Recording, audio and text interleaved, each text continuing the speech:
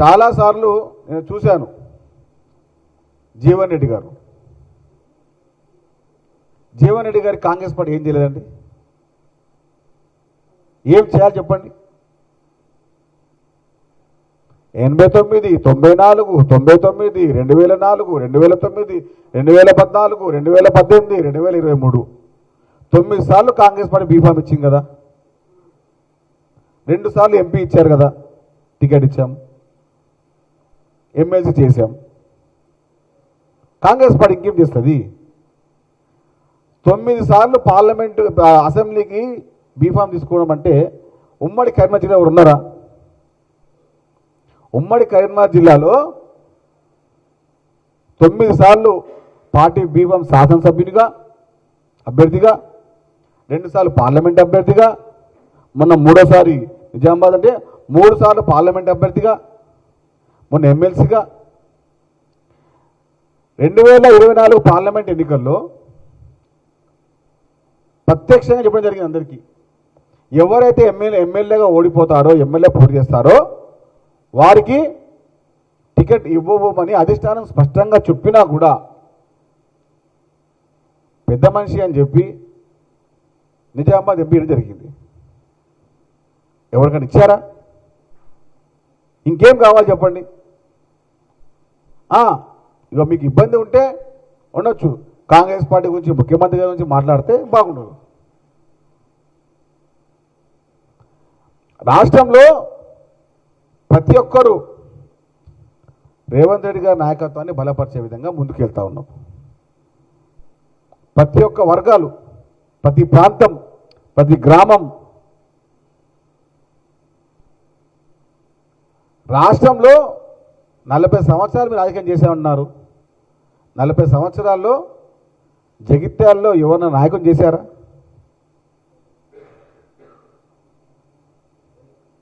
అయినా కానీ మీరు గౌరవంగా ఉన్నారు, మీరంటే మాకు చాలా గౌరవం. కానీ రేవంత్ రెడ్డి గారి గురించి మాట్లాడతాం, కాంగ్రెస్ పార్టీ గురించి మాట్లాడతామంటే వినే వాళ్ళు ఎవ్వరు లేరు. ఇది మాత్రం పక్క. రేవంత్ రెడ్డి గారి గురించి, కాంగ్రెస్ పార్టీ గురించి మాట్లాడతాం, చిల్లరగా మాట్లాడతామంటే బాగుండదు. మీరు గతాన్ని గుర్తు చేసుకోవచ్చు. మన ముందర ప్రత్యక్ష చాలా ఉన్నాయి. నిజామాబాద్ ఆ పార్లమెంటు అభ్యర్థిగానే అక్కడ బీసీ నాయకుడు ఉండే, అయినా కానీ ఉమ్మడి జిల్లా మొత్తం ఏకమై, అటు నిజామాబాద్ కానీ ఇటు కరీంనగర్ ఏకమయ్యి టికెట్ ఇప్పించడం జరిగింది. అయినా కానీ నిన్న వేదిక దగ్గర కూర్చొని ఆయన మాట్లాడే విధానం ఎందుకు? కనీస గౌరవం కూడా పోతుంది కదా. మీ పెద్దవారు మీరు. అధిష్టానం ముఖ్యమంత్రి గారు ప్రత్యక్షంగా చెప్పడం జరిగింది అందరికీ. పీసీ అధ్యక్షుడు ఇంటికి వెళ్ళారు, మాట్లాడుతున్నారు. అయినా కానీ ఆయనకి ఏం కావాలో ఎవరికి అర్థం కావట్లేదు. కాబట్టి ఎవరైనా కూడా కాంగ్రెస్ పార్టీ గురించి కానీ, కాంగ్రెస్ పార్టీ నాయకత్వం గురించి కానీ, ముఖ్యమంత్రి రేవంత్ రెడ్డి గారి గురించి మాట్లాడితే మేము కూడా వేరే భాష మాట్లాడగలుగుతాం. ఇచ్చిన మాటని, ఇచ్చిన గౌరవాన్ని పెట్టుకుంటే చాలా బాగుంటుంది. పొద్దున్నలోగానే ముఖ్యమంత్రి గురించి మాట్లాడతాము, ప్రతిపక్షాలకు వాళ్ళకి న్యూస్కి కండక్ట్ అవుతామంటే మేము కూడా మాట్లాడగలుగుతాము. దానికి కూడా సిద్ధంగా ఉండాలి.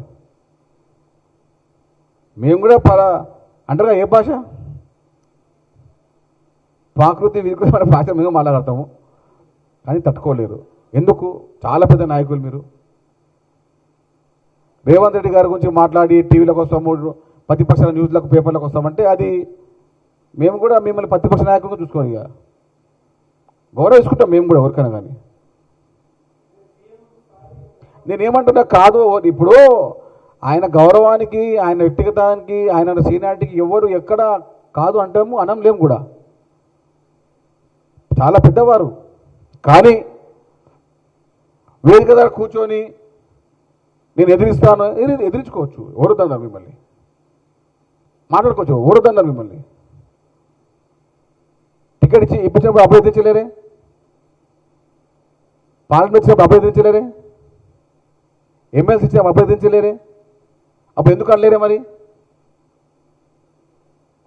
నిజామాబాద్ పార్లమెంట్ టికెట్ మాకు ఒక నాయకుడు అడిగింది, బీసీ నాయకుడు. అయినా కానీ మేము ఇచ్చాము. అప్పుడు మేము ఎదిరించాము ఎవరికన్నా?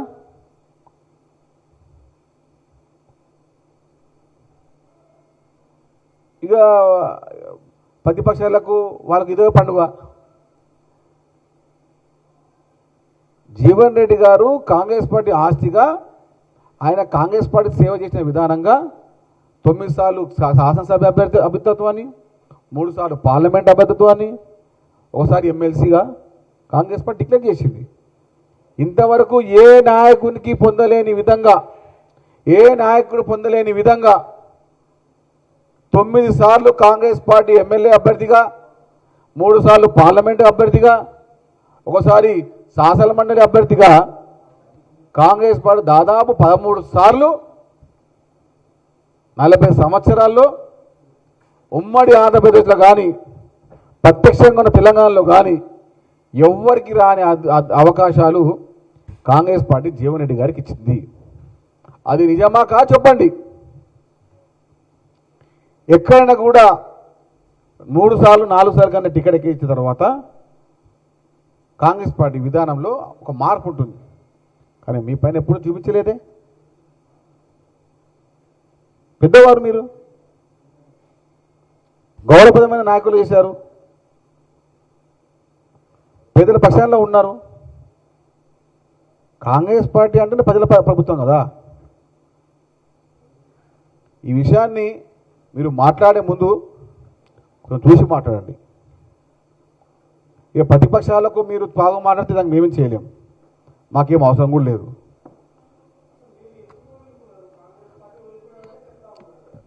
పిసిసి అధ్యక్షులు గారు వెళ్ళిన వీడియో మీరు చూసి ఉంటారు, మీడియాకి వచ్చింది. పొద్దున్నే వెళ్ళారు, 7 o'clock వెళ్ళి కలిశారు.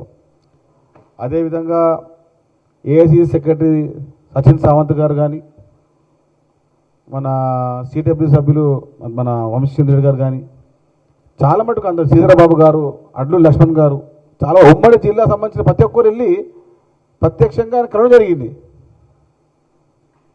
దూతల్లాగా వచ్చి మాట్లాడితే ఇంకేం మాట్లాడతాము.